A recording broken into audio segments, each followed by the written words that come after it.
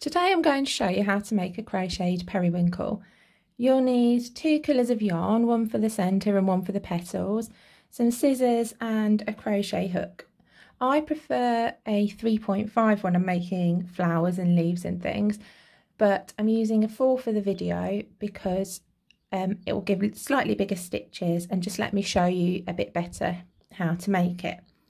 So you'll start off with a magic ring using whichever colour you're using for the centre.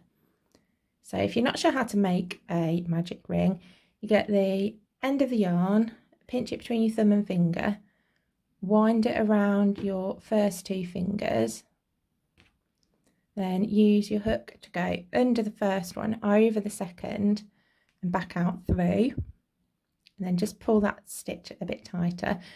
The yarn that's around your fingers formed your magic loop. So to start off with, you're going to need to chain 1, then make a double crochet into the magic ring and chain 1. Try and keep your chain 1 quite loose, and then make 4 more double crochet, chain 1. So that's 2 altogether, 3, 4, and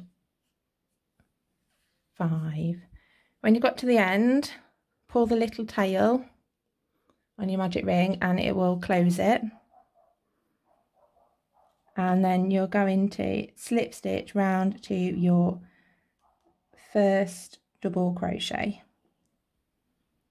which is here.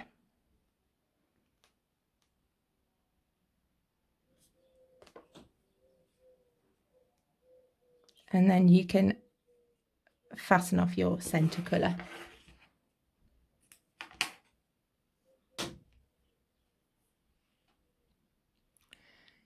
Then you're going to need to rejoin your other colour to start the petals. I'd recommend starting a couple of stitches back round from where you joined, because then you can crochet over that end.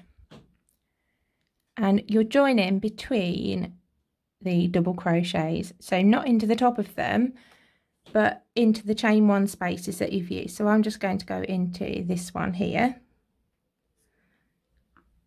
and I'll make a yarn over the hook, and then you're going to chain 3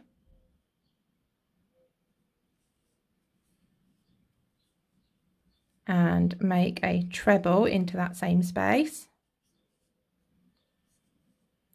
Then you're going to make a picot. So it's just a chain 2 picot. So you're going to go chain 1, chain 2, and then make a slip stitch back into that first one. This makes the point of the petal. Then a treble back into that chain space, and then chain 3 and slip stitch into the same chain space where you've worked all of your other stitches for that one petal. So that's one petal complete, and then you're going to slip stitch across to the next chain 1 space. So you can see you've got your double crochet and then your space, so slip stitch into that and repeat the same instructions that you used for the first petal. So chain 3, treble, chain 2 picot, another treble, and then chain 3 and a slip stitch. So you're going to repeat that in all of your chain 1 spaces all the way round, and then just slip stitch back into the first one. So if you complete all of the petals, I'll show you that step in a moment. So I've just finished working the last petal, and now I'm going to go right back into that first chain 1 space, make a slip stitch and fasten off. just pull that loop a little bit tighter.